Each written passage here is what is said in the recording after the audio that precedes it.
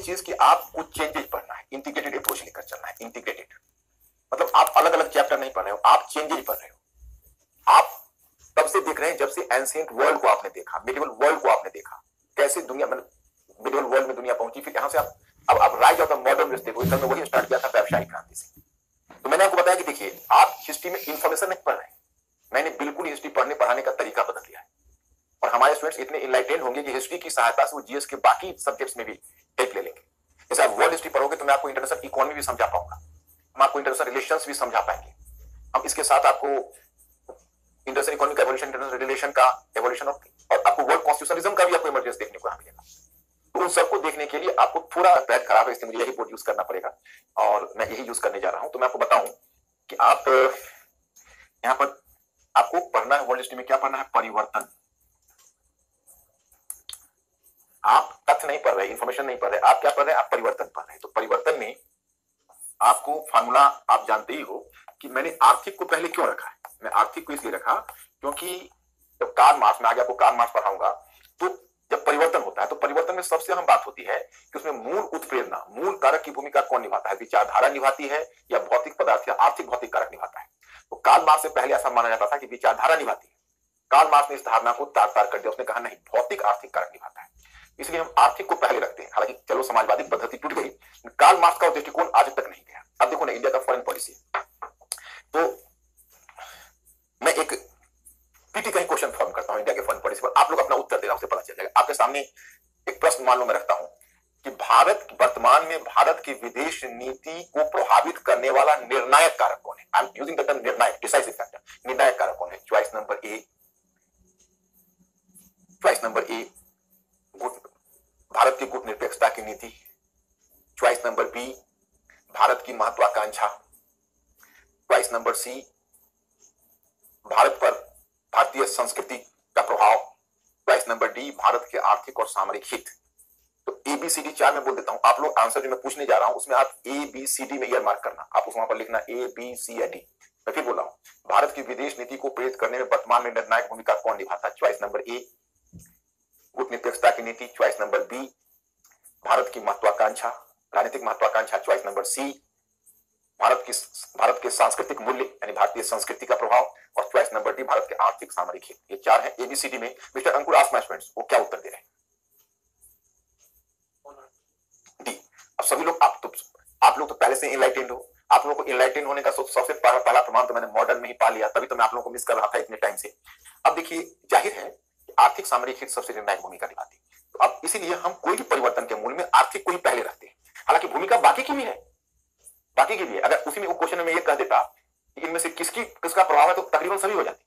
लेकिन निर्णायक की बात हुई तो अब आर्थिक है, तो आर्थिक जब परिवर्तन होता है तब सामाजिक परिवर्तन होता है। तो सामाजिक परिवर्तन में क्या होता है कि जब आर्थिक परिवर्तन होता है तो एक जो स्थापित वर्ग होता है उसका वर्चस्व टूट जाता है और एक नए वर्ग का वर्चस्व स्थापित हो जाता है। ओके, तो फिर आर्थिक से सामाजिक परिवर्तन होता है। फिर सामाजिक परिवर्तन वैचारिक परिवर्तन को प्रोत्साहन देता है, क्योंकि विचारधारा धरती फोड़ कर नहीं निकलती, आसमान से नहीं गिरती, विचारधारा आती है वो एक नए सामाजिक वर्ग से। जब आर्थिक परिवर्तन होता है तो एक नए सामाजिक वर्ग का उदय होता है, और वो नए सामाजिक वर्ग की जो विचारधारा है वह विचारधारा एक नए सामाजिक वर्ग, एक नवीन विचारधारा लाता है। इस तरह से जब सामाजिक परिवर्तन होता है तो वैचारिक परिवर्तन होता है, क्योंकि पुराना वर्ग स्थापित हटेगा, नया सामाजिक वर्ग स्थापित होगा, और जो नया सामाजिक वर्ग होगा वो नवीन विचारधारा को प्रोत्साहन देगा, तो वैचारिक परिवर्तन होगा। और फिर यह वैचारिक परिवर्तन राजनीतिक परिवर्तन। लेकिन इसके बाद ये रुक नहीं जाता है, मैंने यहाँ पर हॉरिजॉन्टल दे दिया है, बात दूसरी है, लेकिन ये साइक्लिक है, वृत्ताकार। अब इससे फिर इसको प्रोत्साहन मिलेगा, तो साइकिल की तरह ये नाचता रहेगा एक से दूसरा परिवर्तन। तो इसी क्रम में अभी तुमको दिखाना है मुझे से व्यावसायिक क्रांति। तो व्यावसायिक क्रांति के परिणाम स्वरूप इससे पहले मैंने मध्यकाल में आपको कितने वर्ग बताए थे, याद करिए। पादरी वर्ग बताया था, कुलीन वर्ग बताया था और जनसामान्य बताया था। लेकिन जब व्यावसायिक क्रांति हुई, और व्यावसायिक क्रांति क्यों हो रही है, तो तीन कारण हम लोगों ने डिस्कस किया था। और एक बार हर बार मटेरियल को आप लोग 2 बार पढ़ोगे, आप लोग ब्रिलियंट स्टूडेंट हो। और मैं जिस तरह मॉडर्न हिस्ट्री समाप्त करके गया और आप लोगों ने ध्वनि मत से कहा कि मैं मॉडर्न हिस्ट्री समझ में आ गया, उसी तरह से आप लोगों को ध्वनि मत से कहना है कि वर्ल्ड हिस्ट्री हमने आपके साथ कर लिया, और वर्ल्ड हिस्ट्री की सहायता से हमने पूरे पढ़ने का तरीका बदल लिया। यही मैं आपसे लास्ट में सुनना चाहूंगा। हम हर स्टेप पर आपकी सहायता करने को तैयार हैं। पहले क्लास लेने से पहले मैं अध्ययन सामग्री आपके हाथ में दूंगा, आप उस अध्ययन सामग्री को पढ़ोगे। इसके अलावा आपको कुछ भी पढ़ने की जरूरत नहीं है। आप हमारी अध्ययन सामग्री को एक बार, दो बार, तीन बार, जितनी बार पढ़ना है पढ़ लीजिए। लेकिन हमें चाहिए कि कल व्यावसायिक क्रांति को प्रेरित करने में हमने कितने कारक बताए थे, वो सारे कारक याद है सभी को? क्योंकि मिस्टर अंकुर लास्ट में इनसे पूछा नहीं, मैंने कल आप लोगों को 3 कारक बताए थे। आप लोग एश्योर करिए हमें तुरंत कि आपको तीनों कारक समझ में आ गया। पहला कारक था कृषि क्षेत्र में सुधार, कृषि में तकनीकी सुधार। दूसरा कारक था क्रूसेड्स के कारण, धर्मयुद्ध के कारण उत्तरी पश्चिम यूरोप से पश्चिम एशिया तक व्यापारिक मार्ग का खुल जाना। और तीसरा कारक था कुस्तुनतुनिया का पतन। ये तीनों कारक हमने आपको बताया हुआ है कल। अब आप लोग हमें एश्योर करोगे कि आपको ये तीनों कारक समझ में आ गया कि नहीं। अंकुर, आस्क माय स्टूडेंट्स, आप लोग प्लीज, आप लोग यस नो में उत्तर दीजिए जल्दी। I am waiting.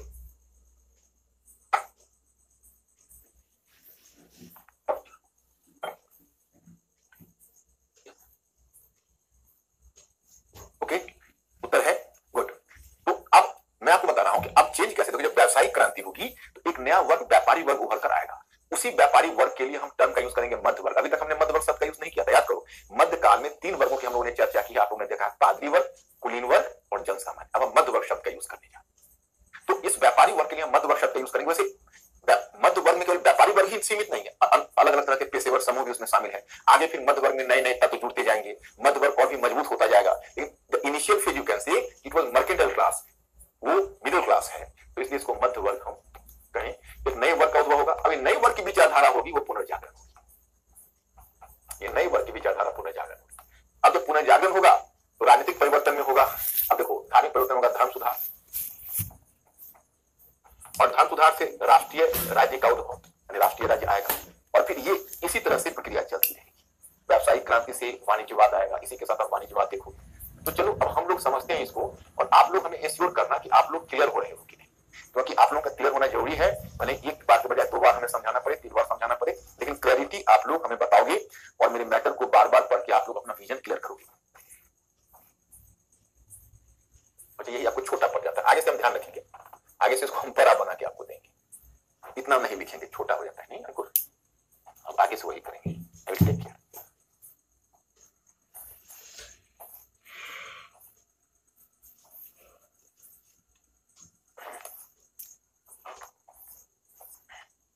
Just 1 minute. यही कल शुरू किया था हम लोगों ने, क्षेत्रीय अर्थव्यवस्था, व्यावसायिक यूरोप के लिए समाप्ति व्यवस्था। यही छोटा हो जाता है, मैं समझ रहा हूं। अब मैं इसको इस पर भी लिखूंगा तो बड़ा कर दूंगा उसको। अब देखो, व्यावसायिक क्रांति, तकनीकी विकास, धर्मयुद्ध और कुसुम-दुनिया का पतन, ये हो गया। अब नए क्षेत्रों में खोज के साथ इन क्षेत्रों में बदले हुए यूरोपीय व्यापारी अमेरिकी महाद्वीप से प्राप्त धातु तीसरा। अब देखिए, तो व्यावसायिक क्रांति जो हुई उसमें मैं पीछे मॉडर्न हिस्ट्री बता चुका हूं, तो आप लोगों के लिए कोई नई चीज नहीं है। मैंने आपको बताया कि देखिए, अब नई जैसे वैकल्पिक मार्गों की जब खोज आरंभ हुई, तो वैकल्पिक मार्ग के रूप में खोज तो इंडिया की खोज चल रही थी। उन लोगों के लिए इंडिया इंपॉर्टेंट था, वहां से उनको कुछ प्रोडक्ट लेना था, विलासता संबंधी वस्तु जिनकी आवश्यकता थी। उस समय तो अमेरिका को कोई नहीं जानता था, अमेरिकी महाद्वीप भी कोई है ये किसी को पता नहीं था। उसी में जो कोलंबस इंडिया को खोजने निकला था, तो अमेरिका को खोज लिया, लैटिन अमेरिका।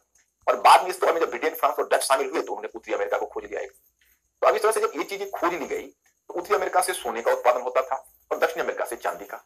अब तो यूरोप को चांदी ही चांदी हो गई। एक तरह से तुम समझो, यूरोप अगर एशिया को ओवरटेक कर सका, तो अब major factor was what?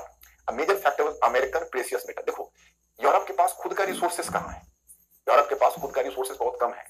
Europe एक छोटा महाद्वीप है, उसके पास संसाधनों की भी कमी है, उसके पास मिनरल मेटेरियल भी बाकी महाद्वीपों की तरह नहीं है, और प्रेशियस मेटल उसके पास नहीं है।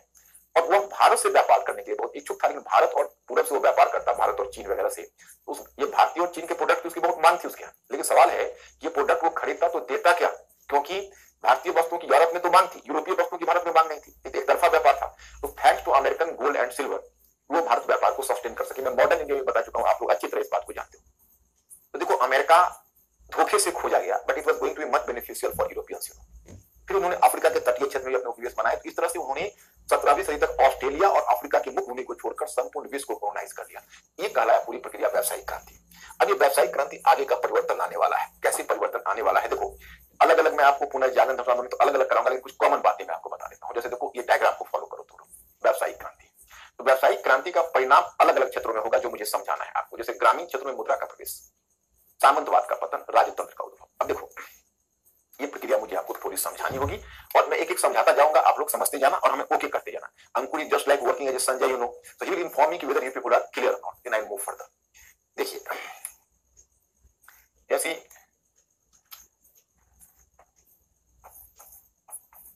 व्यावसायिक क्रांति।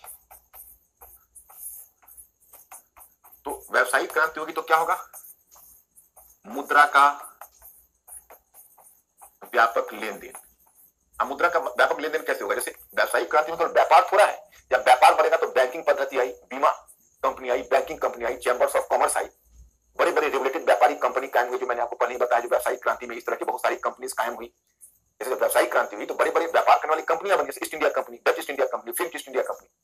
बैंकिंग सिस्टम डेवलप हुआ, मुद्रा प्रणाली डेवलप हुई, नई नई currency I, chambers of commerce बने, बीमा कंपनी कायम हुई, इंश्योरेंस कंपनी। तो ये सब जो विकास हुआ, ये सब मुद्रा का प्रचलन बढ़ गया। अब मुद्रा का ग्रामीण क्षेत्र में प्रसार, ग्रामीण क्षेत्र में प्रसार। अब जो ग्रामीण क्षेत्र में इसका प्रसार होगा, इसका सीधा प्रभाव पड़ेगा सामंतवाद पर। जरा अनुमान करो, जो तुम लोगों ने जो कहा है, तुम लोगों ने अपने स्तर से पढ़ा हुआ है, पूछना अंकुर माय स्टूडेंट से आप पूछिए एक सवाल। मेरा सवाल यह है कि जब मुद्रा का प्रचलन, मुद्रा मतलब करेंसी सिस्टम, जो मौद्रिक लेन देन जब ग्रामीण क्षेत्रों में आएगी, तो इससे सामंतवाद को फायदा होगा या नुकसान होगा? जब मुद्रा जब ग्रामीण क्षेत्र में आएगी तो सामंतवाद को फायदा होगा या नुकसान होगा?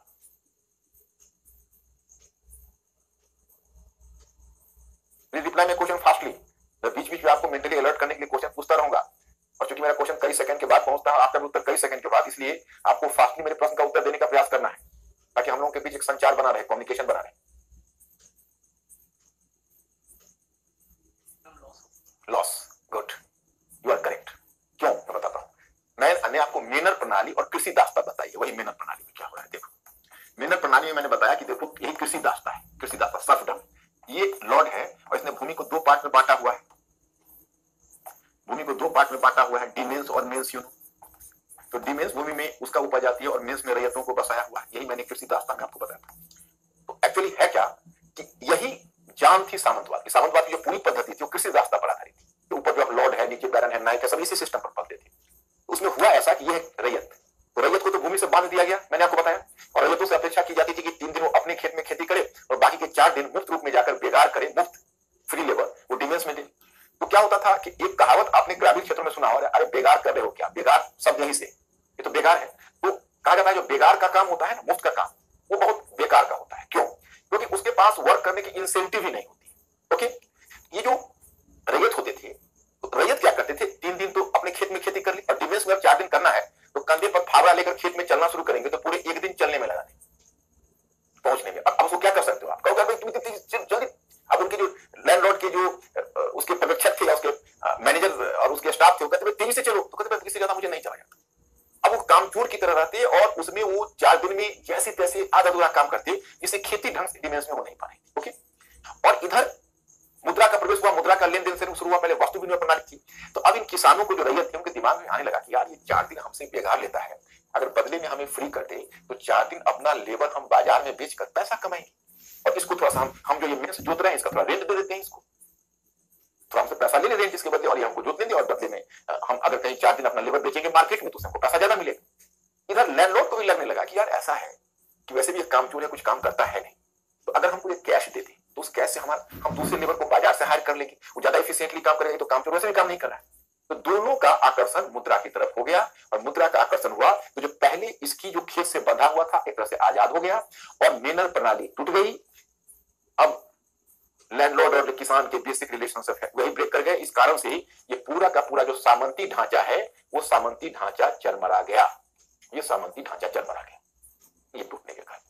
Mr. Ankur, ask my friends, please my friends, fastly inform me. Are you clear? Ankur, पूछिए इनसे, क्लियर हुए?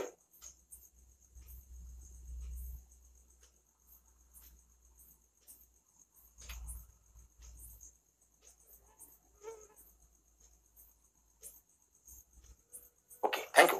तो ये देखो, अब सामंतवाद टूट गया। अब दूसरी चीज समझनी पड़ेगी, इस पर समझना पड़ेगा। अब देखो, ये है किंग, किंग के पास पावर नहीं। किंग अपनी सेना और नौकरशाही के लिए अपने अधीनस्थ सामंत पर निर्भर था। आपको क्या पता है, ये अपने अधीन सामंत पर किंग निर्भर था, और जो किंग है वो किंग के पास अपनी सेना नौकरशाही नहीं थी। ये लॉर्ड है, ये बैरन है, नाइट है। तो क्या वो पूरा सिस्टम जो चरमराने लगा, ये जो राजा है उसकी महत्वाकांक्षा जगी। ये कहावत आपने सुनी कि बिल्ली के भाग से छीका टूटा। उसको लगा कि यार अच्छा ये पब्लिक है, यहाँ पर तुम देखोगे कि ये पब्लिक है। तो पहले ये किंग से डायरेक्ट टैक्स लेता था, डायरेक्ट टैक्स लेता था तो पूरा रकम जाता था। मान लो यहाँ से 100 रुपया गया तो 100 रुपया किंग को डायरेक्ट मिला, तो अपनी सेना का खर्च चलाता था, नौकरशाही का खर्च चलाता था, अपना भी उसका ऐशो आराम होता था। अब यहाँ रुपया अगर वसूल हो रहा है, बल्कि 100 रुपया क्या और ज्यादा पब्लिक को तो ज्यादा प्रेशर है, 120 रुपये वसूल हो रहे हैं, तो किंग के पास 20 रुपये पहुंच रहे हैं, 100 रुपये बीच के मध्यस्थ लोग हैं। अब किंग सोच रहा है कि ये जो कमजोर हुआ तो किंग की महत्वाकांक्षा जग गई राजा की कि हम ऐसा करते हैं कि हम इनको, क्योंकि ये तो वैसे टूट रहे थे, कमजोर हो गए थे, पूरा सिस्टम चरमरा गया था, इन्होंने सोचा कि अब बाकी जो चीजें हैं इनको और दमन करते हैं और हम डायरेक्ट अपना कर पब्लिक से वसूल करते हैं, पैसा हमारे पास आएगा, हमारी स्वतंत्र सेना होगी, स्वतंत्र नौकरशाही होगी, टैक्स डायरेक्ट आधुनिक कर प्रणाली होगी, डायरेक्ट टैक्सेशन की वसूली करेंगे। तो इसमें ये तो अपोज करेंगे क्योंकि इनको तो अब तक का सिस्टम से इनको फायदा हो रहा था, अब ये कमजोर पड़ चुके हैं, ये सोचते हैं हमारे पास सेना नौकरशाही होगी तो इनको हम अच्छे से दबा कर फिर एक बार राजतंत्र को स्थापित करेंगे, तो मोनार्की का रिवाइवल होगा। एक बार फिर यूरोप में अब राजतंत्र पुनर्स्थापित होने वाला है क्योंकि सामंतवाद फुट रहा है। और संयोग से पहले क्या था, जो पहले से युद्ध प्रणाली मध्य युग में चली आ रही थी, उस युद्ध प्रणाली पर सामंतों का एक अधिकार था, लेकिन अब तोप खाना आ गया, आर्टिलरी। और जिस समय तोप खाने आ गए आर्टिलरी, तो आर्टिलरी का जैसे पहले सामंतों के पास किले होते थे, किले तो किले को अब तोड़ ही नहीं सकते, सामंत और पावरफुल थे। अब जब तोप खाने आ गए तो किंग तोप खाना डेवलप कर सकता था, उनके किले को भी तोड़ सकता था, मजबूत कर सकता था। तो कुछ समय तक इतिहास में किंग और सामंतों की लड़ाई चलेगी और फिर राजतंत्र दोबारा पुनर्स्थापित होगा। यही ये डायग्राम बता रहा है, ग्रामीण क्षेत्र व्यावसायिक क्रांति, ग्रामीण क्षेत्र मुद्रा का प्रवेश, सामंतवाद का पतन और राजतंत्र का उद्भव। ये डायग्राम ये कर रहा है जो मैंने समझा है। अंकुर तो आप लोग ओके करिए तो मैं ये समझाने निकलूंगा ये पॉइंट।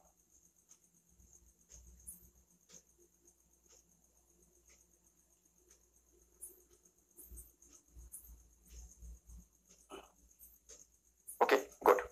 अब देखिए यहां पर क्या टर्म इसको बोल रहे हैं, अंतरराष्ट्रीय व्यापार का विकास और नगरीय अर्थव्यवस्था का उद्भव, मध्य वर्ग का उद्भव, पुनर्जागरण।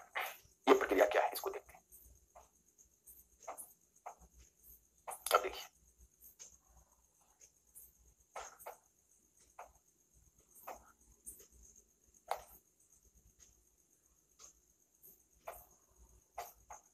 देखो, अब व्यावसायिक क्रांति हुई,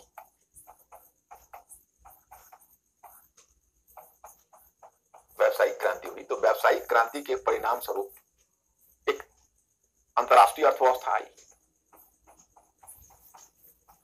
अंतरराष्ट्रीय अर्थव्यवस्था आई और अंतरराष्ट्रीय अर्थव्यवस्था, अब यही समय नगरीय अर्थव्यवस्था आएगी। नगरीय अर्थव्यवस्था होगी तो क्या होगा पता है, इसका ये है, इसका एक परिणाम होगा मध्य वर्ग का उद्भव होगा, मध्य वर्ग का उद्भव। अब मध्य वर्ग का उद्भव होगा तो मध्य वर्ग की विचारधारा है वो है पुनर्जागरण। ये पुनर्जागरण क्या है मैं आगे बताऊंगा, लेकिन मैं बताऊंगा कि देखो एक नया वर्ग आएगा, और एक नया वर्ग क्यों आ रहा है, आर्थिक परिवर्तन हो रहा है, अंतरराष्ट्रीय अर्थव्यवस्था आ रही है, अंतरराष्ट्रीय अर्थव्यवस्था के साथ नगरीकरण को चारों तरफ प्रोत्साहन मिल रहा है, नगरीकरण को प्रोत्साहन मिल रहा है तो एक नया वर्ग का उद्भव हो रहा है, और नया वर्ग एक नवीन चेतना को प्रोत्साहन दे रहा है जिसे हम पुनर्जागरण कहते हैं। तो पुनर्जागरण। अब यहां पर देखोगे पूंजीवाद का उद्भव होगा। अब पूंजीवाद के उद्भव से प्रोटेस्टेंट धर्म को प्रोत्साहन मिलेगा, ये मुझे आगे समझाना पड़ेगा, वन बाय वन मैं आपको समझाऊंगा। जैसे पूंजीवाद का उद्भव होगा, देखिए तो पूंजीवाद का उद्भव होगा तो क्यों प्रोटेस्टेंट धर्म को प्रोत्साहन मिलेगा मैं काम बताता हूं। अब प्रोटेस्टेंट धर्म क्या है, मार्टिन लूथर में आगे डील करूंगा, इस डायग्राम से आपका नहीं क्लियर होगा, इसको मैं थोड़ा सा और आगे यूरोपीय राजतंत्र का उत्थान, पूंजीवाद का उद्भव देखो क्या होता है। पूंजीवाद अपने स्वरूप में सामंतवाद से पृथक था, सामंतवाद का आधार कृषि अर्थव्यवस्था थी तो पूंजीवाद का आधार व्यापार, उसी प्रकार सामंतवाद परंपरा तथा व्यक्तिगत वफादारी के आधार पर संचालित होता था तो पूंजीवाद मुनाफे के आधार पर। इसके अतिरिक्त सामंतवाद का सामाजिक आधार कुलीन वर्ग एवं चर्च ने तैयार किया तो पूंजीवाद का आधार मध्य वर्ग। देखिए सामंतवाद एक तरह की पद्धति थी और सामंतवाद के आगे का विकास है पूंजीवाद। जैसे जब व्यावसायिक क्रांति होगी तो मुद्रा का प्रचलन होगा और सामंतवाद का पतन होगा, और फिर उसी समय पूंजीवाद का विकास होगा। तो पूंजीवाद एक अलग तरह की पद्धति है। पूंजीवाद का बल किस पर होता है पता है आपको, मुनाफा पर। पूंजीवाद को परिभाषित करते हुए आप कह सकते हो कि पूंजीवाद एक ऐसी आर्थिक पद्धति है जिसका आधार है, जो पूंजीवाद एक ऐसी पद्धति, एक ऐसी विचारधारा, एक ऐसी पद्धति है जो किसी वस्तु का मूल्यांकन उसके आर्थिक गुणों के आधार पर नहीं करता है बल्कि उसके बाजार मूल्य के आधार पर करता है। और बाजार मूल्य किस बात का होता है, तो डिमांड एंड सप्लाई का रूल, मांग और पूर्ति के नियमों के आधार पर चलता है। Higher the demand higher the price, lower the demand lower the price. तो जिसे आप पूंजीवाद कहते हो, पूंजीवाद इज जस्ट फंक्शनिंग और working according to the market demand, और जो मार्केट है वो it is going to evaluate a product not on the basis of its internal quality but on the basis of the market forces, the demand and supply. मतलब वो देखो जैसे pen है तो पेन तुम कहोगे हाँ मेरे दादाजी ने गिफ्ट किया है, कोई अगर 1 लाख रुपया भी दे तो मैं इसे नहीं दूंगा। ये पूंजीवादी मनोवृत्ति नहीं है। पूंजीवादी मनोवृत्ति है कि भाई किसी ने दिया, क्या दिया, इसका मार्केट वैल्यू क्या है, मार्केट वैल्यू इसको डिसाइड करेगा। ये पूंजीवाद की बेसिक सोच है। तो अब अगर सामंतवाद का सामाजिक आधार कुलीन वर्ग ने तैयार किया और सामंतवाद था वो कहीं ना कहीं कह सकते हो कि व्यक्तिगत वफादारी से सर। सामंतवाद में तुम देखो अभी ग्रामीण क्षेत्रों में तुम एक सोच देखोगे, अब तो नहीं रहा, गांव में इतना मुद्रा का प्रचलन हो चुका है और खासकर इंफॉर्मेशन टेक्नोलॉजी के गांव में आप इंफॉर्मेशन टेक्नोलॉजी के युग में ऐसी वफादारी सोच भी नहीं सकते। लेकिन बहुत पहले आपने कहानी सुनी होगी, कोई ऐसा स्वामी भक्त नौकर का परिवार हुआ करता था कि भले ही मालिक की मुफ्त सेवा करता था, कोई अगर बाहर वाले उसको पैसे भी देते तो अपने मालिक को वफादारी की भावना है। ये सामंतवादी मनोवृत्ति, पूंजीवादी मनोवृत्ति है, मार्केट का डिमांड होगा उसका अनुसार। तो व्यक्तिगत वफादारी सामंतवाद का लक्षण था, और सामंतवाद का सामाजिक आधार कुलीन वर्ग और चर्च ने तैयार किया। तो पूंजीवाद का सामाजिक आधार मध्यवर्ग। टू द मार्केट डिमांड, और जो मार्केट है वो it is going to evaluate a product not on the basis of, इसको डिसाइड करेगा। ये पूंजीवाद की बेसिक सोच है। तो अब अगर सामंतवाद का सामाजिक आधार कुलीन वर्ग ने तैयार किया, और सामंतवाद था वो कहीं ना कहीं कह सकते हो कि व्यक्तिगत वफादारी से सर। सामंतवाद में तुम देखो, अभी ग्रामीण क्षेत्रों में तुम एक सोच देखोगे, अब तो नहीं रहा क्योंकि गांव में इतना मुद्रा का प्रचलन हो चुका है, और खासकर इंफॉर्मेशन टेक्नोलॉजी के युग में कि गांव में आप इंफॉर्मेशन टेक्नोलॉजी के युग में ऐसी वफादारी सोच भी नहीं सकते। लेकिन बहुत पहले आपने कहानी सुनी होगी, कोई ऐसा स्वामी भक्त नौकर का परिवार हुआ करता था कि भले ही मालिक की मुफ्त सेवा करता था, कोई अगर बाहर वाले उसको पैसे भी दे तो अपने मालिक को छोड़ के नहीं जाएगा, क्योंकि व्यक्तिगत वफादारी की भावना है। ये सामंतवादी मनोवृत्ति है। पूंजीवादी मनोवृत्ति है कि मार्केट का डिमांड होगा उसका अनुसार। तो व्यक्तिगत वफादारी सामंतवाद का लक्षण था, और सामंतवाद का सामाजिक आधार कुलीन वर्ग और चर्च ने तैयार किया। तो पूंजीवाद का सामाजिक आधार मध्यवर्ग। अब मध्यवर्ग का उद्भव, तो इसमें हमने बता दिया कि मध्यकालीन यूरोपीय समाज 3 भागों में विभाजित था, कुलीन वर्ग, पाद्री वर्ग तथा जनसामान्य। परंतु व्यावसायिक क्रांति ने एक नया सामाजिक वर्ग, व्यापारिक वर्ग को जन्म दिया, और व्यापारिक वर्ग ने आरंभिक मध्यवर्ग का रूप ले लिया। आगे इस वर्ग ने अनेक समूह जुड़ते चले गए। गौर करने वाली बात यह है कि पहले जहां यूरोपीय समाज कुलीन वर्ग और पाद्री वर्ग के हिस्से परिचालित हो रहा था, वहीं अब वह मध्य वर्ग के हिस्से परिचालित होने लगा। क्योंकि इस वर्ग के पास आर्थिक क्षमता थी, इसलिए इस वर्ग ने बदलाव को संभव बनाया। थोड़ी काल के लिए उभर रहे यूरोपीय राजतंत्र का हित मध्य वर्ग से जुड़ गया। अब मैं एक दिलचस्प बात आपको बताता हूं। अभी अभी मैंने आपको बताया कि सामंतवाद का पतन हुआ, तो उसका फायदा राजतंत्र उठाने चला। तो राजतंत्र फायदा उठा रहा है, तो राजतंत्र को कुलीन वर्ग से संघर्ष होगा, क्योंकि सामंत। और इधर चर्च है। तो मैं अब आगे आपको बताने जा रहा हूं कि यही समय जब राजतंत्र अपनी शक्ति को पुनर्स्थापित करेगा, तो राजतंत्र चाहेगा कि हम अपनी राष्ट्रीय सीमा को खींचें, मतलब अपने राष्ट्रीय बाउंड्री को हम स्पष्ट करें। राजतंत्र चाहेगा, जब राजतंत्र राष्ट्रीय बाउंड्री को स्पष्ट करना चाहेगा, अपने राष्ट्रीय सीमा को स्पष्ट करना चाहेगा, तो उसके रास्ते में आ जाएगी चर्च। क्योंकि मैं आपको सर्वव्यापी चर्च व्यवस्था में समझा चुका हूं कि एक्चुअली चर्च का मुख्यालय रोम में था, उसकी शाखाएं पूरे यूरोप में फैली हुई थी। तो तुम जब अपनी राष्ट्रीय सीमा खींचते, तो लोकल चर्च, जो क्षेत्रीय चर्च है, वो आपके अधीनता मानने से इनकार कर देता, बोलता कि हम तो रोम के अधीन हैं, हम आपके अधीन नहीं है। इस तरह से राजा की शक्ति और प्रतिष्ठा कैसे बढ़ेगी जब तक क्षेत्रीय चर्च राज्य के अधीन नहीं होगा। इसलिए तुम एक चीज देखोगे, सब सारे इश्यू जुड़ जाएंगे। राष्ट्रवाद का उद्भव, प्रोटेस्टेंट आंदोलन, सामंतवाद का पतन, पूंजीवाद का उद्भव। यहाँ चिकन एंड हेन सिंड्रोम है। चिकन एंड हेन सिंड्रोम का मतलब है यह तय करना कठिन है, पहले मुर्गी हुई या पहले अंडा हुआ, पहले व्यावसायिक क्रांति आई या पहले पुनर्जागरण आया, पहले वाणिज्यवाद आया या पहले राष्ट्रीय राज्य का उद्भव हुआ, या पहले राष्ट्रीय राज्य का उद्भव या पहले वाणिज्यवाद आया, पहले धर्म सुधार आंदोलन हुआ या पहले राष्ट्रवाद का उद्भव हुआ। मतलब all are going to be contributed to each other. इसलिए मैं कह रहा हूं कि तुम लोग तो काफी ब्रिलियंट व्यू और मेरी बातों को अक्षर साफ मानते हो। मैंने मॉडर्न हिस्ट्री में देखा है, और इसमें मैं आपको पढ़ने का ज्यादा लोड दे नहीं रहा, बल्कि मैं केवल अपना ही अध्ययन सामग्री दे रहा। मंडे को मैं फिर दूसरी अध्ययन सामग्री आपको पार्ट सेकंड सप्लाई कर दूंगा। तो इस तरह से हम आपको पर्याप्त अध्ययन सामग्री वर्ल्ड हिस्ट्री में मैं ही खुद दूंगा, लेकिन आप लोगों को स्वयं, और इतना क्लियर होगा लिखा हुआ, इसी लाइन पर आपको पढ़ाया हो जाएगा। बिल्कुल आप समझ सकते हो, रसगुल्ले के माफिक आपको उसको पचा लेना है, केवल कुछ भी नहीं करना है। तो उसके लिए आपको बस 2 काम जरूर फॉलो करना है। एक तो आपको रिवाइज अच्छा से करना है। अगर मेरे लेक्चर में कोई पार्ट आपको क्लैरिटी ना हो तो उसको देख लीजिए, फिर थोड़ा सा पॉडकास्ट करिए, क्योंकि बहुत लंबा लेक्चर तो अभी जा नहीं रहा है, 1 घंटे 20 मिनट के करीब है, और उसमें कभी कहीं 10 मिनट देख लीजिए, 20 मिनट, जहां आपको वीक पॉइंट लगे वहां पर आप नहीं समझ पाए हो। और तीसरा काम आपको करना है कि हर दिन 15 से 20 मिनट जो आप रिवाइज करोगे उस पर सोचने पर दोगे, लिंक करने पर दोगे आपस में परस्पर। तो मैं इसी सिलसिले में आपको बताऊंगा कि सारे एक दूसरे से जुड़े। मध्य वर्ग का उद्भव हो चुका है। अब मध्य वर्ग का उद्भव हुआ है, तो मध्य वर्ग व्यापार को फैलाना चाहता है, व्यापारी वर्ग है। तो व्यापारी वर्ग को समस्या किससे आ रही थी पता है? कुलीन वर्ग से आ रही थी, और चर्च से आ रही थी। चर्च से क्यों आ रही थी? रोमन कैथोलिक चर्च कहता था मुनाफा लेना और ब्याज लेना, मतलब money lending and profit making. तो मुनाफा लेना और ब्याज लेना यानी प्रॉफिट मेकिंग और money lender both are amoral, ये दोनों अनैतिक है, इसका नहीं करना चाहिए। अब बताइए, जब आप मुनाफा नहीं लोगे और ब्याज नहीं लोगे, घोड़े घास से दोस्ती कर लेगा तो खाएगा क्या?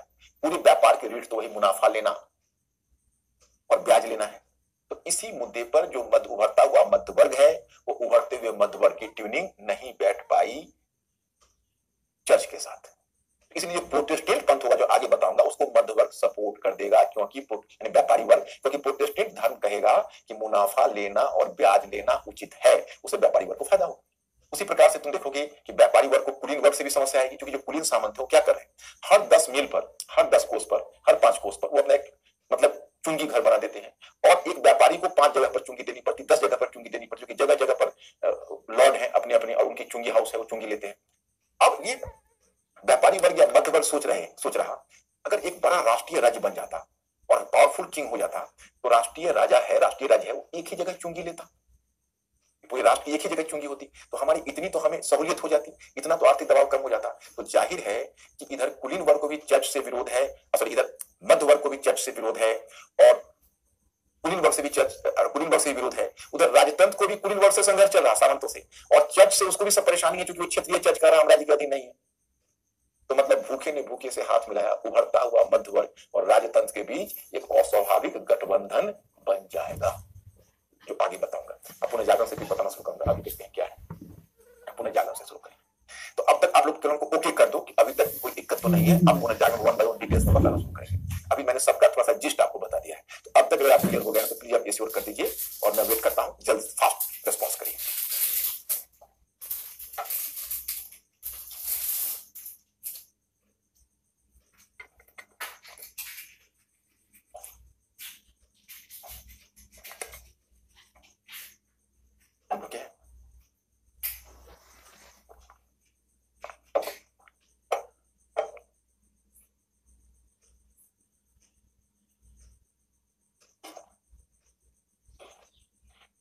अब देखिए, पुनर्जागरण नवीन विचारधारा यूरोप के इतिहास में एक वैचारिक विकास को दर्शाता है। इसके लिए जटिल परिस्थितियां तथा एक से अधिक कारक उत्तरदायी थी। भौगोलिक खोज के परिणाम स्वरूप पश्चिमी एवं पूर्वी संस्कृतियों के बीच आदान प्रदान तथा नए विचारों का उद्भव हुआ। इसे नवोदित मत बना। देखिए लंबी चौड़ी चीजें मैं आपको उस शॉर्ट में समझा देता हूं। देखिए पुनर्जागरण एक शब्द आता है वैचारिक क्रांति। पुनर्जागरण वैचारिक क्रांति नहीं है, बौद्धिक क्रांति नहीं है। हम आपको पार्ट 2 पढ़ाएंगे, उसमें एक टॉपिक पढ़ाएंगे प्रबोधन, इनलाइटेनमेंट। तो मैं इनलाइटेनमेंट के बारे में आपको बताऊंगा कि इनलाइटेनमेंट को बौद्धिक क्रांति हम लोग कहते हैं। पुनर्जागरण क्या है? एक दृष्टिकोण है, एक मनोदशा है, मतलब वो एक देखने का नजरिया है। पुनर्जागरण क्या है? एक देखने का नजरिया है, वो एक सोचने और देखने का सिर्फ अंदाज है, वो क्रांति नहीं। अब कहोगे भाई क्रांति और दृष्टिकोण में क्या आता है? तो क्रांति में जो परिवर्तन होता है वो मौलिक परिवर्तन होता है। जैसे पुनर्जागरण मध्यकाल से तीव्रता से संबंध तोड़ लेता तो हम उसको क्रांति कहते हैं, बौद्धिक क्रांति है। लेकिन वो मध्यवर्ग से संबंध तोड़ता नहीं है, केवल उसका जो है वो धीरे धीरे क्रमिक रूप से लोगों की सोच में परिवर्तन ला रहा। वो क्या? तो जैसे आप मान लीजिए आप सो के उठे या आप धीरे से महसूस करें कि आप थोड़ा ज्यादा आशावादी हो गए हैं, आप थोड़ा ज्यादा मुस्कुराने लगे हैं, आपको हिम्मत थोड़ी सी ज्यादा आ गई है, तो कोई आपका रूम पार्टनर होगा रियलाइज करेगा कि यार अमुक आजकल देखते हैं कि अमुक के व्यक्तित्व में बहुत परिवर्तन आ गया है, बहुत निखार आ गया है, वो व्यक्तित्व का निखार उसको महसूस होने लगेगा। उसी तरह उस समय के चिंतकों की जो सोच है वो सोच में निखार आ रहा था। अब अगर पुनर्जागरण का शाब्दिक अर्थ कहोगे तो पुनर्जागरण का शाब्दिक अर्थ है निद्रा से जगना, तंद्रा का टूटना, संभल कर बैठना। क्या क्या कर सकते हो? अब मैं एक सिचुएशन में विजुअलाइज कर रहा हूं, कल्पना कर रहा हूं। कल्पना करिए कि आपने दोपहर का लंच लेकर कहीं लंबी यात्रा का मतलब है कि 10-5 मील यात्रा पर आप बस पर निकल पाए। बस की सीट पर बैठे हुए अभी अपने आपने लंच लिया है और जाहिर है कि चलती हुई बस में थोड़ी सी उबासी आई और नींद आना शुरू हुआ, पलक झपक गई, सिर हिल रहा है, आप उस मुद्रे में है, बगल वाले यात्री के कंधे पर बार बार आपका सिर गिर रहा है, वो भी बोल रहा है कि थोड़ा संभाल के बैठो भाई, लेकिन आप अपने आप को संभाल नहीं पा रहे हैं। उसी तरह से थोड़ा सा झूमते अंदाज में आप सिर हिलाते हुए जा रहे हैं। तभी अचानक बस के सामने कोई दूसरी गाड़ी आ जाती है और ड्राइवर को अचानक तेजी से ब्रेक लेना होता है, तो आपका सिर उसी सीट पर, सामने वाली सीट पर जोर से टक्कर मार देता है और टक्कर लगती है, तुरंत आपकी नींद रफू चक्कर हो जाती है और उठकर आप बैठ जाते हो और बाहर खिड़की से झांक कर पूछते हो कि कौन सा स्टॉपेज है भाई। तो जो खिड़की से बाहर झांक के स्टॉपेज आप पूछ रहे हो वही पुनर्जागरण है। मतलब झटका कहीं से आना चाहिए तब आप में वह चीज आएगी, इसको जग कर आप बैठो, यही पुनर्जागरण है। तो फिर अब आपके मन में सवाल यह खड़ा होगा, ये झटका क्या है और कहां से आया है? तो माय स्टूडेंट्स, ये बस का झटका नहीं है, वैचारिक झटका है। और वैचारिक झटका ऐसे लगा कि यहां से जो यूरोपियन नाविक, पश्चिम में तो अमेरिका में जाते हो तो उतना कुछ वैसे नए विचार नहीं हुआ, अरे विचार तो वहां भी थे लेकिन वैसा इंप्रेसिव नहीं। एशिया में जब उनके नाविक आए तो बहुत सारी प्राचीन सभ्यताएं एशिया में थी। उनका संपर्क ईरान की सभ्यता से के संपर्क में आए, चीन की सभ्यता के संपर्क में आए, भारत की सभ्यता के संपर्क में आए। इन सभ्यताओं के संपर्क में आने से उनकी दृष्टि खुल गई,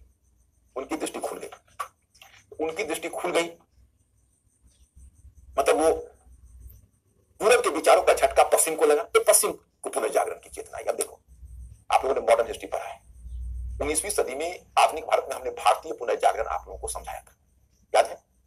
काश आप हाँ ना हमारे सामने बोल पाते, लेकिन एक बार मैं फिर अंकुर को कष्ट दूंगा। आपसे रिस्पॉन्स लेके मेरे सामने लाए। अंकुर जरा पूछो कि इनको भारतीय पुनर्जागरण याद है मॉडर्न हिस्ट्री का? क्या इनको भारतीय पुनर्जागरण याद है मॉडर्न हिस्ट्री का?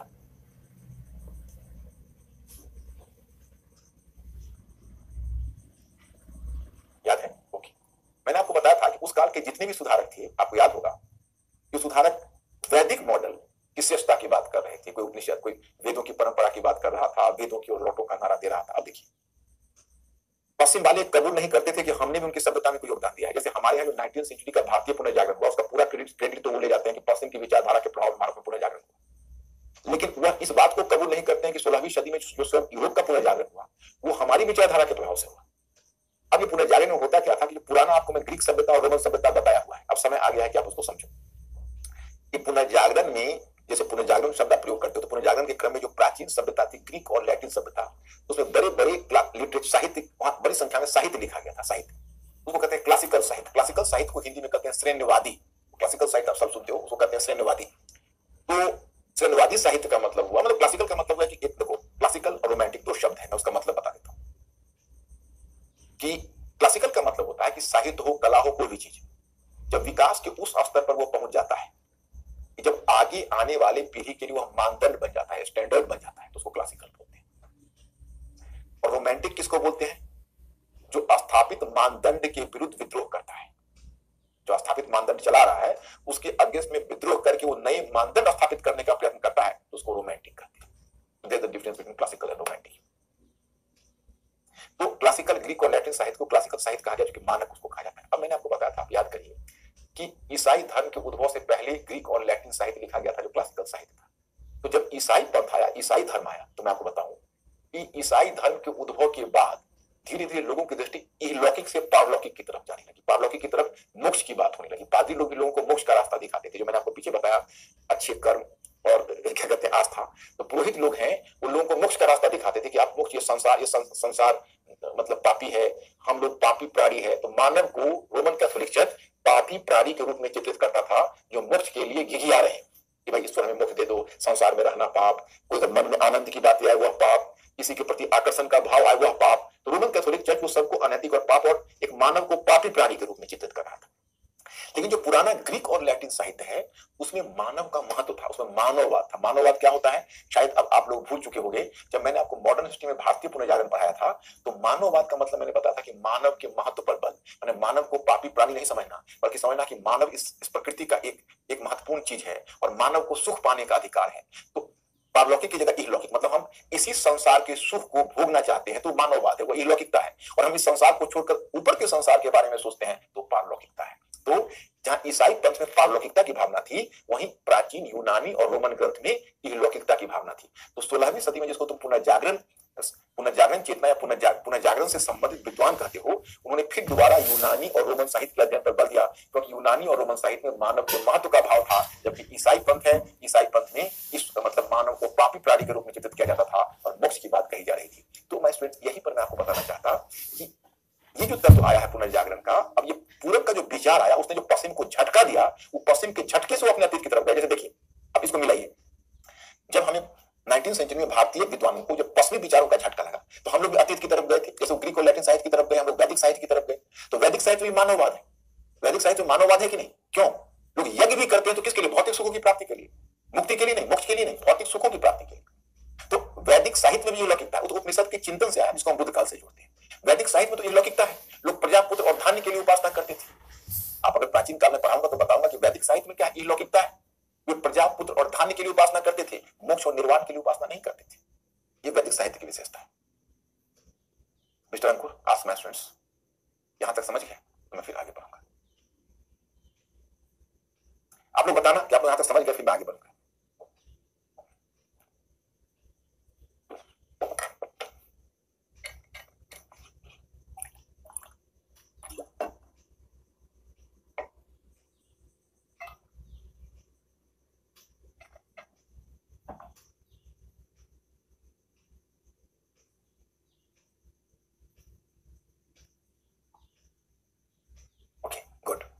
मैंने आपको बताया कि पूर्व और पश्चिम के बीच विचारों का आदान प्रदान हुआ, तो यूरोप में पुनर्जागरण आया और फिर पुराने साहित्य ग्रीक और लैटिन साहित्य में मानववाद को खोजने लगी। तो आप समझ गए होंगे। और फिर जब नई विचारधारा आई, मुलर से नई विचारधारा, उस विचारधारा को तेजी से फैलाया प्रिंटिंग प्रेस ने, जो अब छापे खाने का प्रयोग हुआ। देखो पहली महत्वपूर्ण सूचना प्रौद्योगिकी छापा खाना थी। आज इंटरनेट के युग में हो, जिसमें पहली बार जब प्रिंटिंग प्रेस आया, छापा खाना, पुस्तकों का मुद्रण होने लगा, पुस्तकों का प्रकाशन होने लगा, पुस्तकों को छापा जाने लगा। पहले पांडुलिपियां बनती थी, लोग हाथ से पुस्तक लिखते थे। अब बताइए, हाथ से पुस्तक लिखते थे, और कितनी पुस्तकें हाथ से लिखोगे? 25-50। अब जब प्रिंटिंग प्रेस आ गए तो हजारों पुस्तकें छपने लगी। अब हाथ से हाथ पुस्तकें बदलने लगे, बुद्धिजीवियों के हाथ में पुस्तकें मिलने लगी, विचारों का तेजी से आदान प्रदान हुआ, सिविल सोसाइटी का विकास हुआ। जैसे आज इंटरनेट के आधार पर सिविल सोसाइटी है, आज इंटरनेट है, तब प्रिंटिंग प्रेस था। उसने बहुत बड़ी वैचारिक क्रांति, एक तरह से परिवर्तन ले आया प्रिंटिंग प्रेस ने। एक बार एक क्वेश्चन प्रश्न में आप लोगों के लिए काम करना है, बस जस्ट मैं एक स्टेटमेंट बताता हूं। एक स्टेटमेंट आता है पुनर्जागरण पर, आप लोगों के काम का नहीं हो, कि नई दुनिया की खोज ने, जो मुद्रित पुस्तकों के द्रुत प्रसार का साथी था, यूरोप के लोगों को यह सिखाया कि सत्य बेकन के उदास शब्दों में सत्ता की पुत्री नहीं अपितु काल की पुत्री है। अब ये स्टूडेंट के स्तर पर समझना ही बहुत मुश्किल है। मतलब नई दुनिया की खोज ने, मतलब भौगोलिक खोज ने, जो मुद्रित पुस्तकों के द्रुत प्रसार का सहपाठी था, मतलब नई दुनिया की खोज से जो नई विचारधारा आई, और जब प्रिंटिंग प्रेस ने उस विचारधारा को तेजी से फैलाया, सहपाठी था, उसने यूरोप के लोगों को सिखाया, माने उस विचारधारा से यूरोप के लोगों ने सीखा कि सत्य सत्ता की पुत्री नहीं, सत्ता मतलब अथॉरिटी, अथॉरिटी का मतलब है रोमन कैथोलिक चर्च, तो सत्य वह नहीं है जो रोमन कैथोलिक चर्च कहता। रोमन कैथोलिक चर्च क्या कहता था? Geocentric view of the world. मैंने बताता हूं, सत्य वह नहीं है जो रोमन कैथोलिक चर्च कहता था, बल्कि जैसा कि बेकन, रोजर बेकन, जो ब्रिटिश चिंतक था, 16वीं सदी का पुनर्जागरण चिंतक था, रोजर बेकन ने सिद्ध करने का प्रयास किया है कि सत्य काल की पुत्री है। काल का मतलब यहाँ क्या है? समय।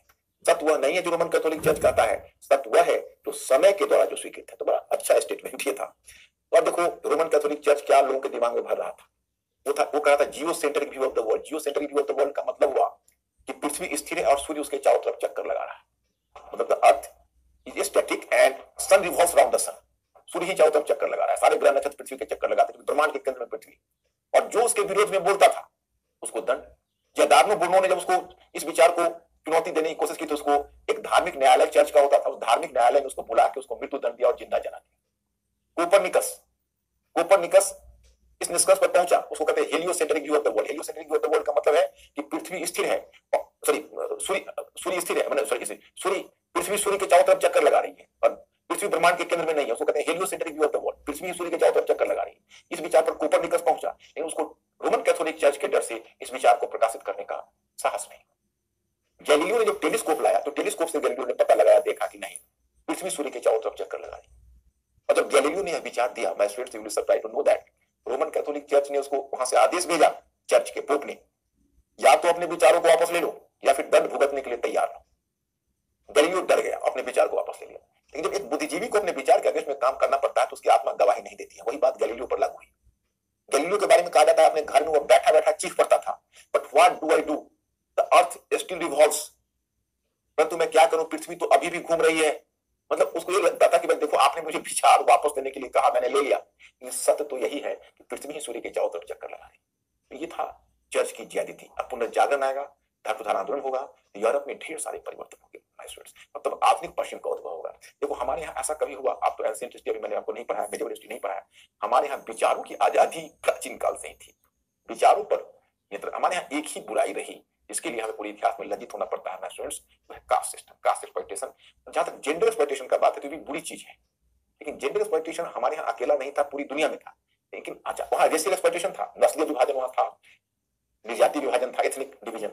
कास्ट जो है वो इंडिया का इन्वेंशन है और ये बेसिकली हमको थोड़ा डाउनग्रेड कर देता है। नहीं तो धार्मिक मामले में और वैचारिक मामले में जो इंडिया को स्वतंत्रता थी, अमर सेन कहते हैं एंशिएंट इंडिया के लोगों को आर्गुमेंटेटिव इंडिया। सब आप ही बताइए, यादार्नो बुर्नो को मृत्युदंड मिल गया, सुकरात ने जब सच बोला एंशिएंट ग्रीस में तो उसको जहर का प्याला पीना पड़ा। ईसा मसीह को देखिए, उनकी क्या गलती थी, उनको सूली पर चढ़ा दिया गया। हमारे यहाँ महात्मा बुद्ध जैसे चिंतक कहते हैं ना आत्मा है ना परमात्मा है, उनको किसी ने रोका नहीं, रोका किसी किंग ने इंटरेस्ट लिया, बल्कि किंग उनके फॉलोअर्स थे।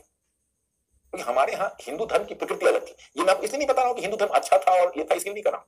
हिंदू धर्म जैसे मैंने अब्राहमी धर्म आप लोगों को शायद समझा दिया है, यहूदी पंथ, ईसाई पंथ और इस्लाम पंथ। तो उसमें क्या था, उसके आरंभ होने की एक कोई खास तिथि थी, उसके एक पैगंबर थे, उसके एक कोड ऑफ कंडक्ट है, जो खास कोड ऑफ कंडक्ट उसको फॉलोअर्स को पालन करना है, उसकी खास पद्धति है। हिंदू धर्म में ऐसा कुछ है नहीं, कोई तंत्रवादी है, कोई भक्त है, कोई एकेश्वरवादी है, कोई बहुदेववादी है, कोई मंदिर मूर्ति पूजा मानता है, कोई मंदिर मूर्ति पूजा में नहीं जाता है, टेक्निकली सभी हिंदू है।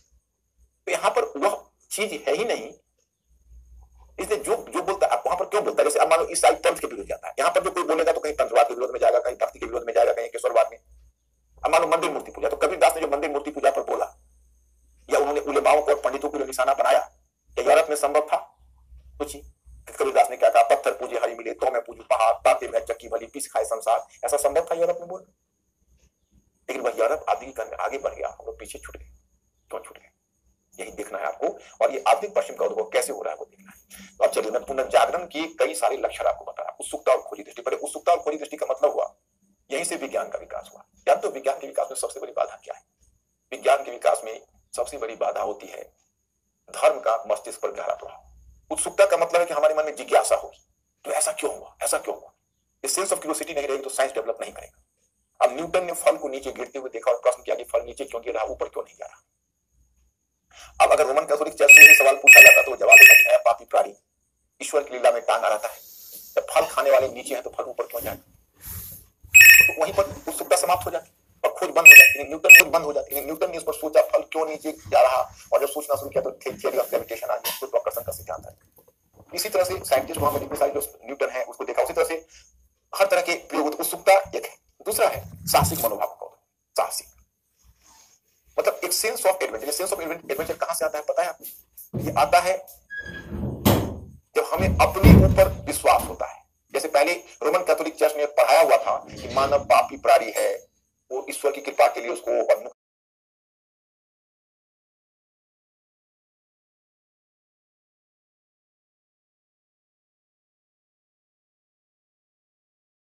भौगोलिक खोज भी। भौगोलिक खोज it was not a joke. Geographical discovery was a very adventurous thing, you can see. आप समझ सकते हो कि हम कहते हैं वास्को डी गामा और कोलंबस और वास्को डी गामा ने नई दुनिया को खोजा। But here you should be informed that even hundreds and hundreds Columbus and Vasco da Gama might have lost into the waves of the ocean, then the one Columbus and Vasco da Gama got success. मतलब कि सैकड़ों Vasco D gamma और Columbus जब समुद्र की लहरों में खो गए होंगे, एक कोलंबस और एक वास्को डी गामा को सफलता मिली, क्योंकि साधारण चीज नहीं थी, बहुत कठिन जर्नी थी। समुद्र में जा रहे हैं, अज्ञात समुद्र में एडवेंचर। कभी कभी बोट भटक जाता था, शिप कहीं पता नहीं चलता था, शिप भी तो बोट ही था उस समय। पूरा का पूरा क्रू नष्ट हो जाता था, 10-20 लोग होते थे, गए समुद्र में, खाना समाप्त हो गया, पानी समाप्त हो गया। एक एंशिएंट मैरिनर्स, हालांकि वो आध्यात्मिक संदर्भ में बोला है, संदर्भ में एंशिएंट मैरिनर्स में कोल्डिस के हम लोग पढ़ते थे ग्रेजुएशन में, एक एंशिएंट मैरिनर करके एक उसका लॉन्ग पोएम पढ़ते थे। एंशिएंट मैरिनर में कोल्डिस ने लिखा है, water water everywhere, all the boat did sink, water water everywhere, not any drop to drink. मतलब कि समुद्र में जब जहाज जा रहा है तो उसका एक बड़ा भाग समुद्र में डूबा हुआ है, तो पूरा का पूरा है वो समुद्र में डूबा हुआ है। समुद्र पानी से लबालब है, लेकिन एक बूंद पानी पीने के लिए नहीं, क्योंकि नमकीन पानी है, कौन पिएगा उसको।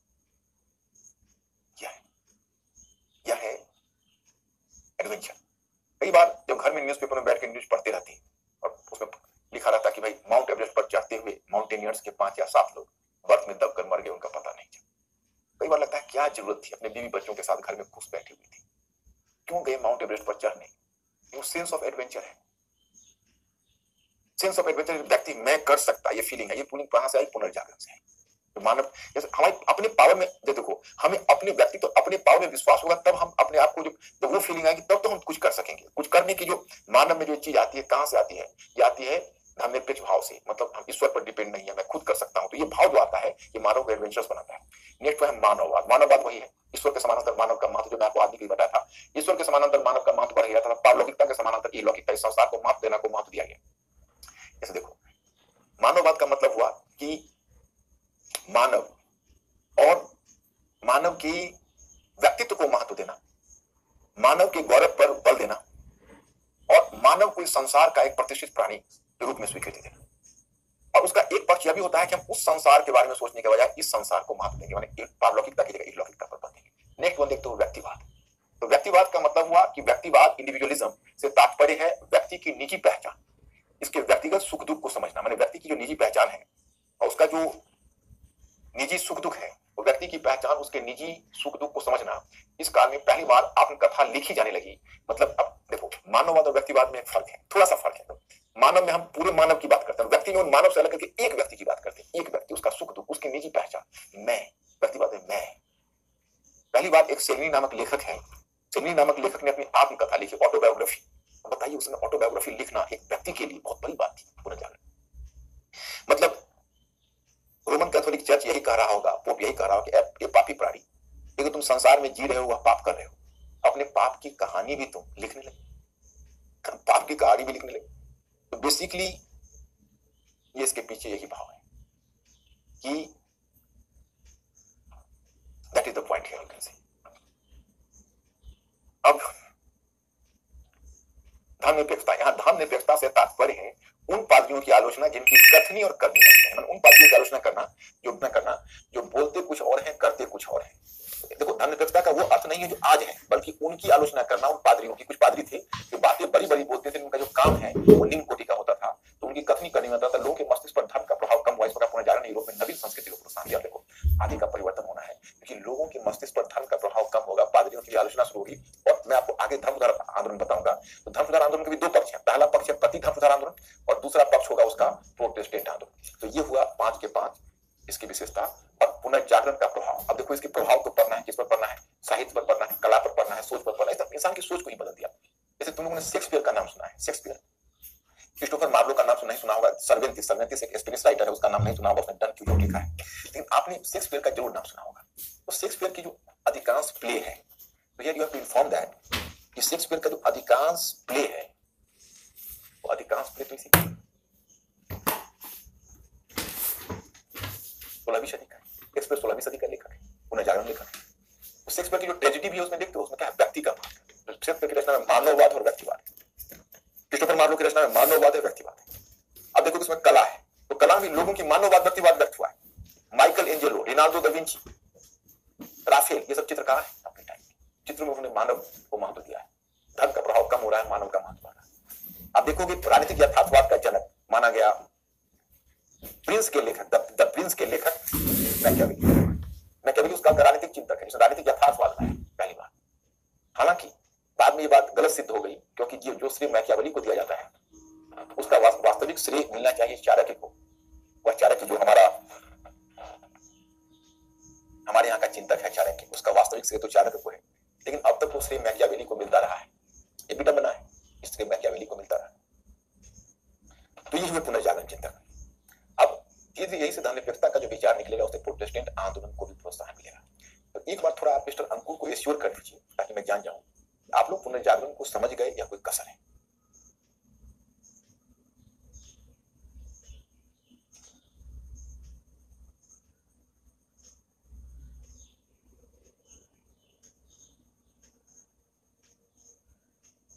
Return को inform me what is the situation.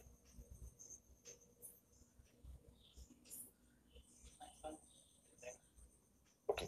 जिसको दिक्कत है, अगर आप में से हो सकता है सभी तो आप सब एक नहीं होता है, मैं समझता हूं, तो जिनको भी दिक्कत है वो एक काम करिएगा, वो आज जाके पहले बढ़िया से रिवाइज करिएगा। जब रिवाइज आप रिवीजन आपका हो जाएगा तो तब हम आपको कल तक समझ में नहीं आएगा तो मैं फिर कल आ रहा हूं, मैंने कल तो सैटरडे है, मैं मंडे को आ रहा हूं, तो मंडे को आपको जहां दिक्कत होगी आप बताएंगे। अब मैं आगे बढ़ता हूं। धर्म सुधार आंदोलन, देखो जब हम धर्म सुधार आंदोलन की बात करते हैं तो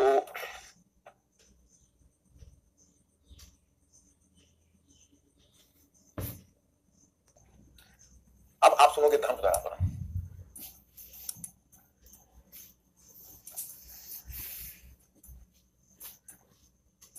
अब जब धर्म सुधार आंदोलन की बात होगी मैं स्टूडेंट्स, इसके दो पक्ष हैं, दोनों पक्ष का ध्यान रखना। एक पक्ष होगा उसको हम कहेंगे प्रति धर्म सुधार आंदोलन,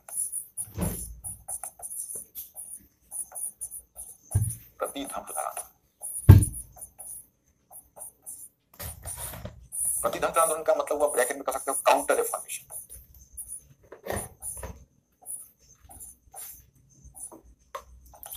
that is called counter reformation. प्रति धर्म सुधार आंदोलन के टर्म आता है, that is called counter reformation.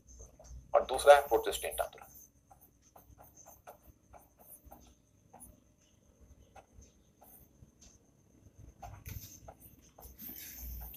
Protestant आंदोलन,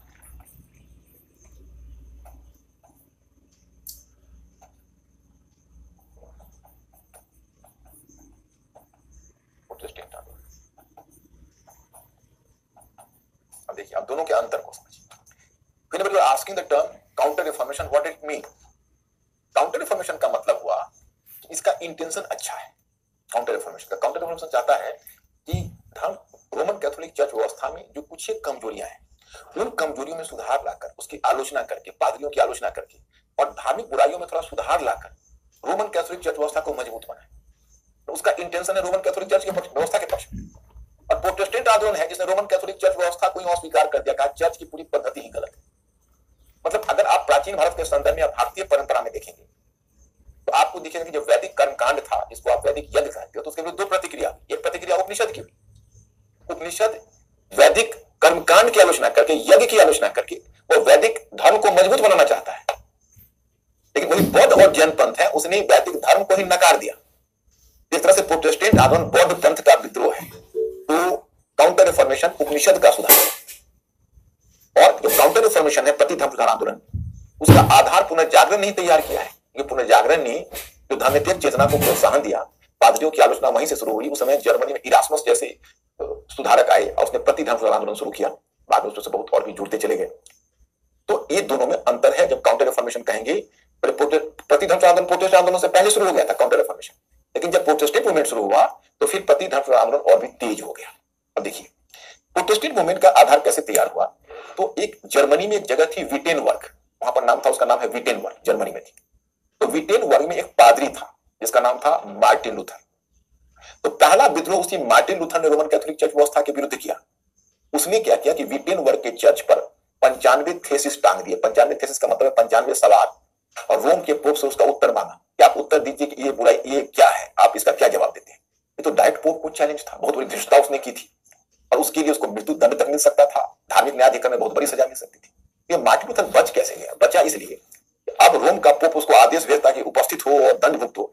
लेकिन इससे पहले जर्मन कुलीन वर्ग, जर्मन में जर्मन कुलीन लोग थे, उन्हें मार्टिन लूथर के पक्ष में विद्रोह कर दिया। मार्टिन लूथर के पक्ष में विद्रोह कर दिया। अब मार्टिन लूथर अकेला नहीं है, अब रोम के पोप मजबूर हो गए, क्योंकि कुलीन सब उनके पक्ष में खड़ा हो गया। अब कुलीन क्यों खड़ा हुआ, इसका उत्तर आगे आपको बताऊंगा। जर्मन कुलीन वर्ग का क्या स्वार्थ था वो बताऊंगा। लेकिन हाँ, अभी भी एक रास्ता था। रास्ता क्या था?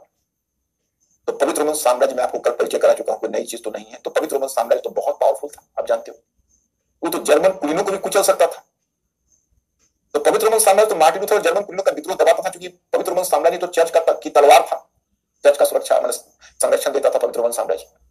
लेकिन मार्टिन लूथर बहुत लकी निकला, क्योंकि संयोग से उसमें पवित्र रोमन साम्राज्य फ्रांस के साथ एक युद्ध में उलझा हुआ था, और फ्रांस के साथ युद्ध में उलझने के कारण वह मार्टिन लूथर के विद्रोह को दबा नहीं सका, और इसी का फायदा उठाकर मार्टिन लूथर ने इस विद्रोह को संभाला। अब जब मार्टिन लूथर ने विद्रोह किया जर्मनी में, तो आगे चलकर जर्मनी में एक और सुधारक खड़ा हो गया, उसका नाम था काल्विन। और स्विट्जरलैंड में एक दूसरा सुधारक आ गया जिसका नाम था ज्यूइली। और फिर अलग अलग देश में नए नए समूह के प्रोटेस्टेंट आ गए। उनके नाम अलग अलग थे, लेकिन थे प्रोटेस्टेंट। जैसे ब्रिटेन में प्यूरिटन्स कहलाए, फ्रांस में ह्यूजेनॉट्स कहलाए, ये सब प्रोटेस्टेंट की शाखाएं थी। इस तरह से प्रोटेस्टेंट मूवमेंट घटित हुआ।